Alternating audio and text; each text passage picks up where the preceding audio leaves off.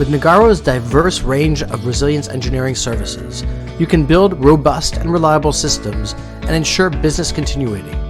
Our tailored solutions ensure that your brand has the unbeatable advantage of staying at the top, even during unforeseen events.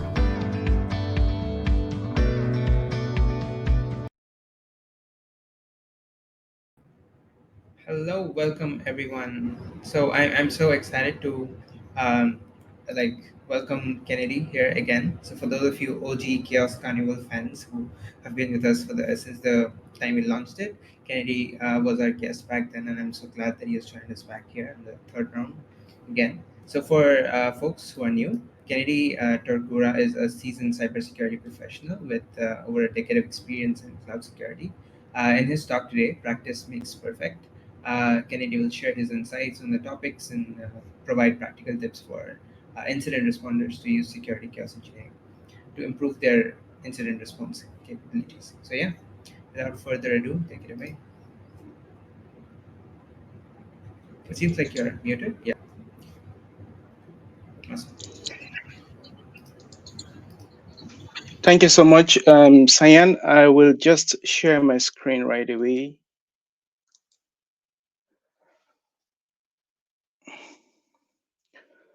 All right. I'm super excited to be here today for today's conference for Chaos Carnival 2023. Thank you so much to the organizers for making it possible for this conference to hold. Yeah, I'm going to be talking on the topic Practice Makes Perfect Security Chaos Engineering for Incident Responders. So a few words about myself. As I already introduced, my name is Kennedy Torkura. I'm the CTO and co-founder at Mitigant. Mitigant is a cloud security company that is based in Berlin. So we are the first company that offers security chaos engineering as a service. Before starting the company, I've been in cybersecurity for over 11 years. I also did doctoral research at the Hasso-Plattner Institute, and actually that is where I started doing research into the application of chaos engineering to cybersecurity. Also worked at different companies in different security roles, and I'm a member of the AWS Community Builders Program. So, what are we going to be talking about? Yeah, we have the agenda is not so much. We're going to be looking at security chaos engineering, just the definition of it, what it is, and then we will look at cloud security incident response. After that, we're going to be looking at the limitations of traditional incident response exercises or simulations, and then we will look at how we can use security chaos engineering to make the whole incident response and process to be more effective. And I will walk you through an example security chaos engineering experiment. So just in order to define, to put it simply, security chaos engineering is the application of the principles of chaos engineering to cybersecurity. However, for the sake of having a more concise definition, I have taken the definition provided by Aaron Reinhardt, who happens to be actually one of the figures, one of the people who started thinking this way. So he defined security chaos engineering as the identification of security control failures through proactive experimentation to build confidence in the system's ability to defend against malicious conditions in production.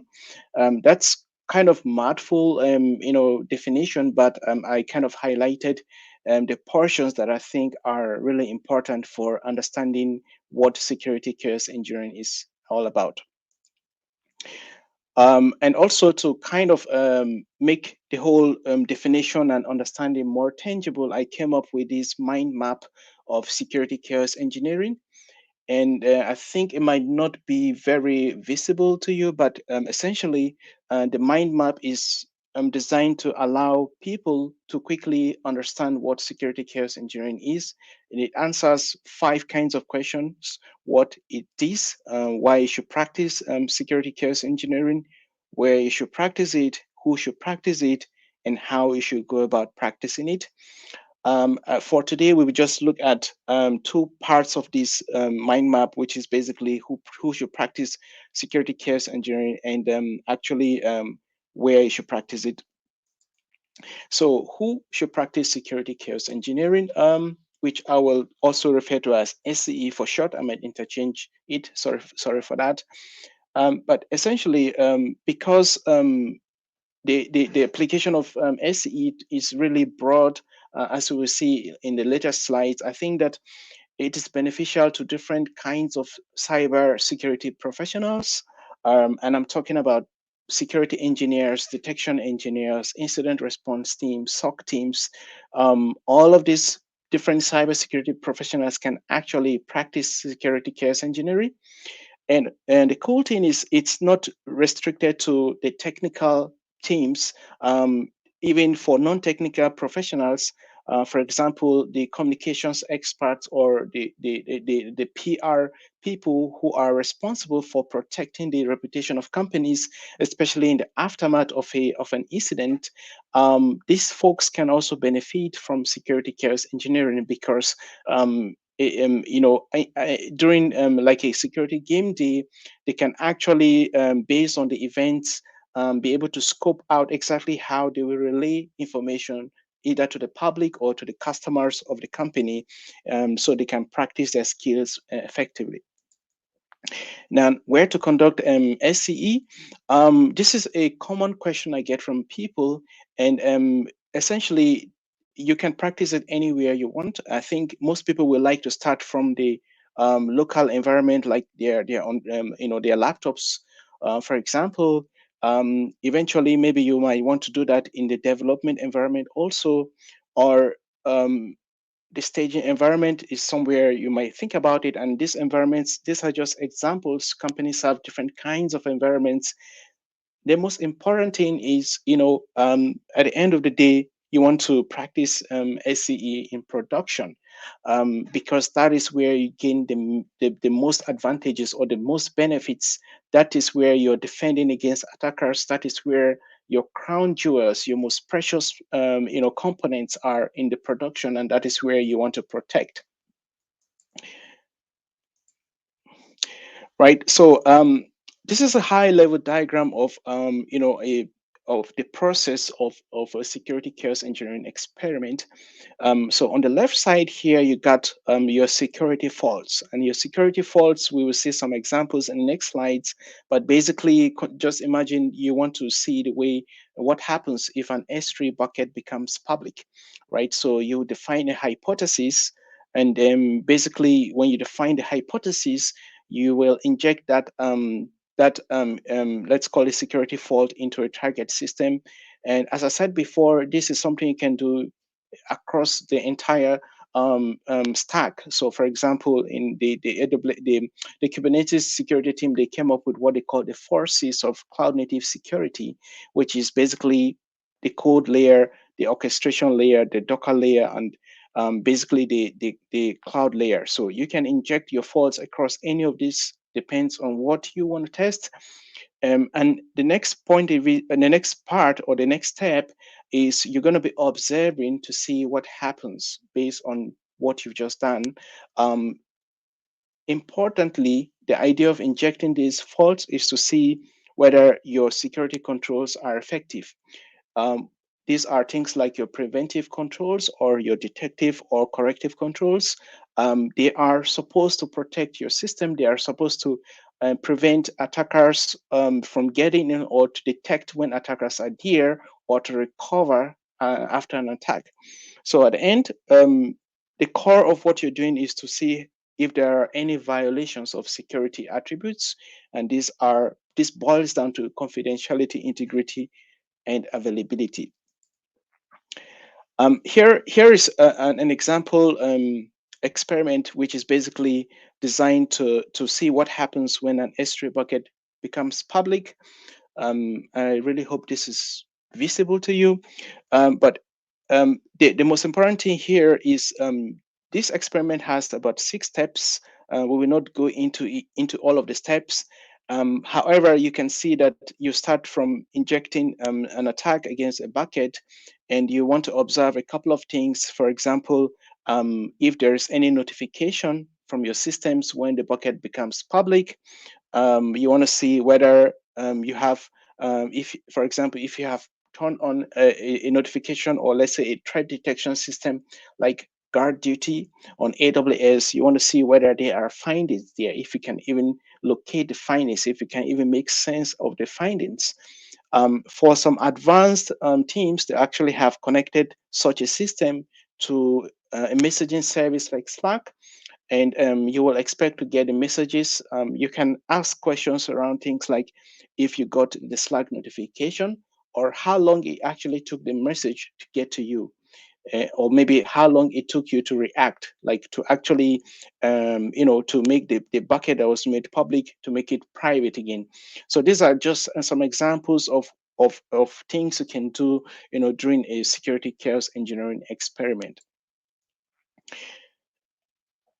Now, one of the fundamental ideas of security chaos engineering is the feedback loop. And the feedback loop is designed to allow you to, to make decisions based on evidence, and to make decisions really, really fast. This is actually designed to overcome one of the major problems we have in security, and the problem is that the fact that it takes a long time for managers, security managers, or security teams to be able to understand or evaluate the return on security investments.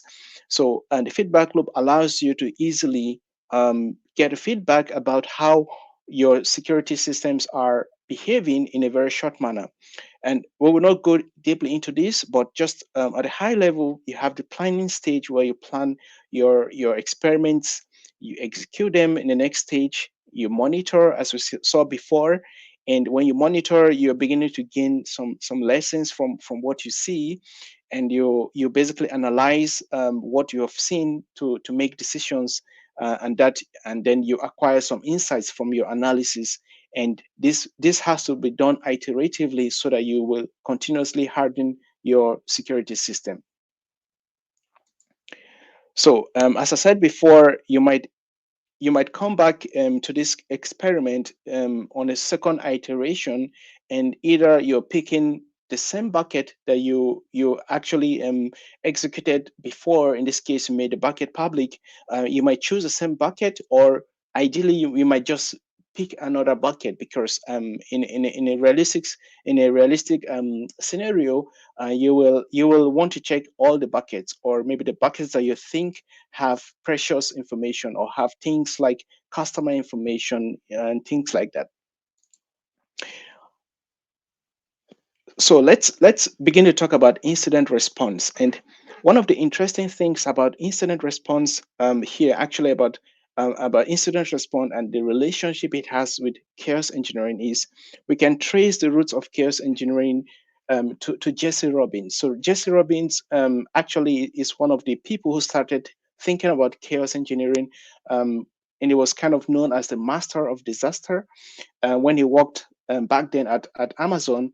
And he was tasked with keeping systems available, and he actually got that motivation, from his training as a firefighter. So he was kind of he was part of a firefighting team, and he knew that for him to be able to perform well as a firefighter, he needed to train. And this is kind of what we see. Firefighters, they train a lot, and they're able to, the training, kind of the quality of training and the intensity of their training helps them to perform well in the face of real incidences. And what we see from real firefighters, we see there are similarities between what they do in the physical world and what we do in the digital world. So, for example, when firefighters are responding to emergencies, they are not sure of the exact problem. They might not be sure of the dangers they are going to face, but it's their responsibility to go there, either to save lives, to save properties, and they go there with that intention to do that. And it's similar to in the digital world also. In the face of an attack, the attackers also, they use different tactics, right? And you might not know the exact tactics they're doing, and you will be under a lot of pressure to make decisions, to understand and to act. And this is a similarity, and that's why it requires a lot of efforts, a lot of training, a lot of simulations. That is one reason why we think about using security chaos engineering for incident response. And there are other similarities we can see here also, things like, you have to make a lot of decisions on that when you're under an attack. When it comes to digital part of incident response, you might not be making, there's no manual labor there, but you have a lot of thinking, you have a lot of pressure on your mental systems, and you have to practice consistently so that you can perform well in the face of adversity.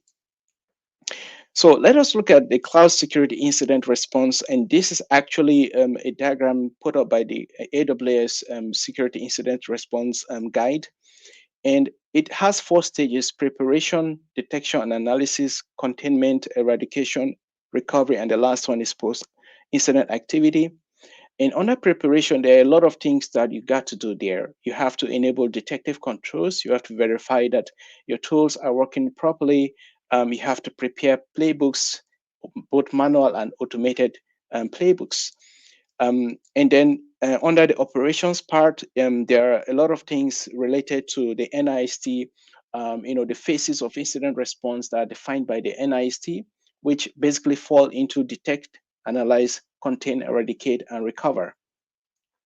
Then for the post-incident activity, you have to iterate on the outcomes of the security events. You have to improve the effectiveness of your response, and you have to learn from all the incidences or if from the simulations that you have actually conducted.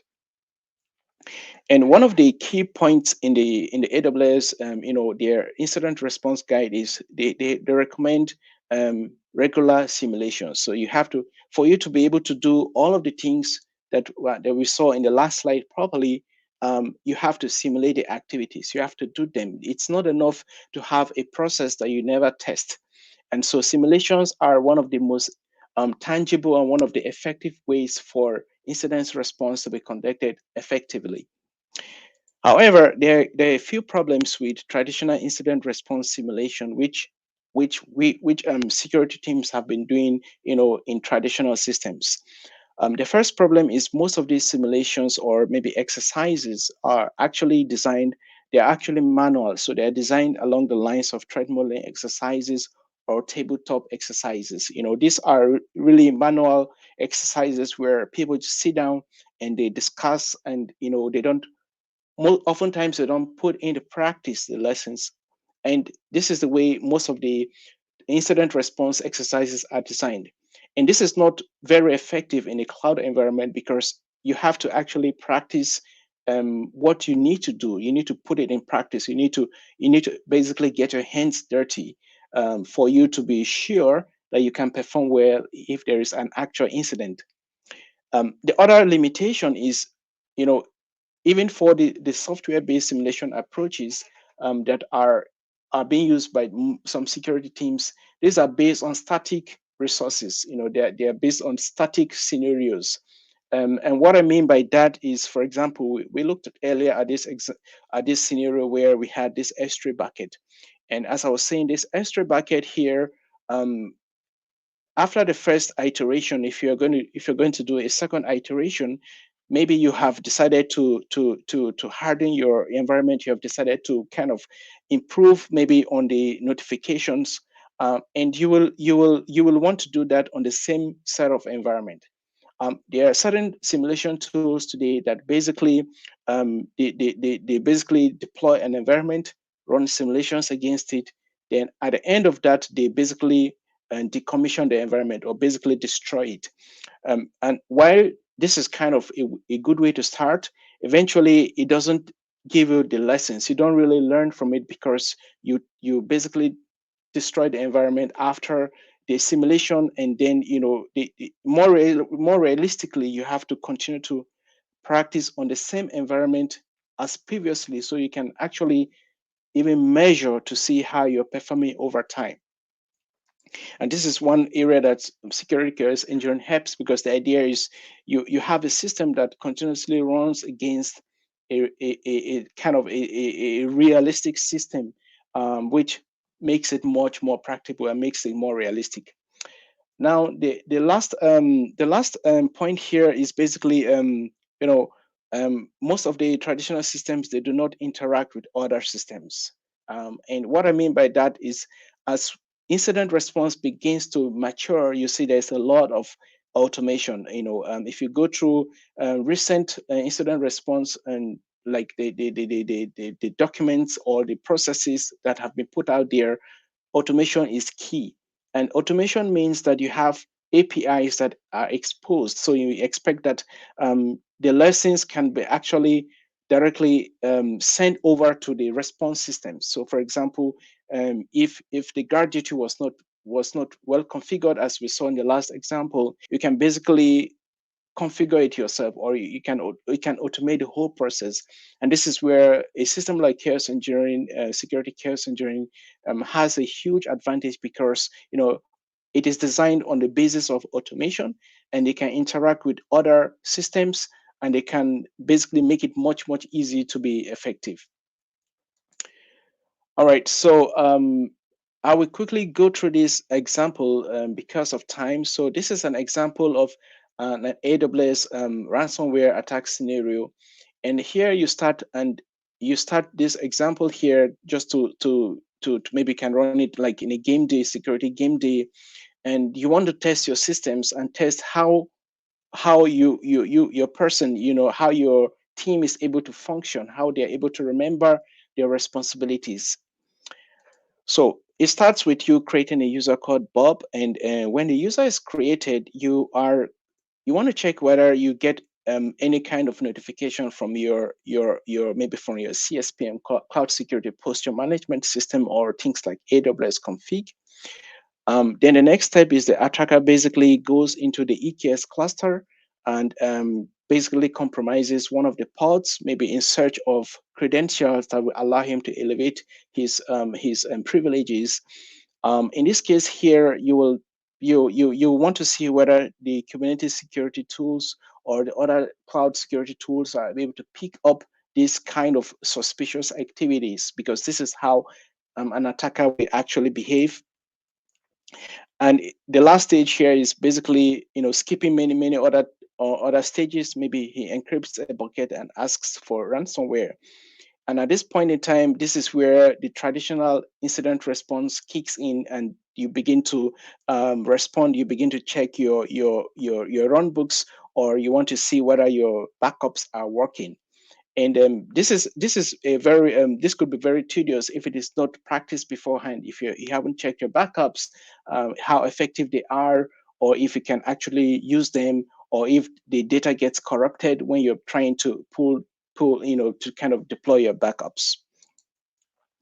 So that actually brings me to the end of the talk. So basically, we know that from the talk, one of the highlights here is security chaos engineering has a lot of benefits for cybersecurity.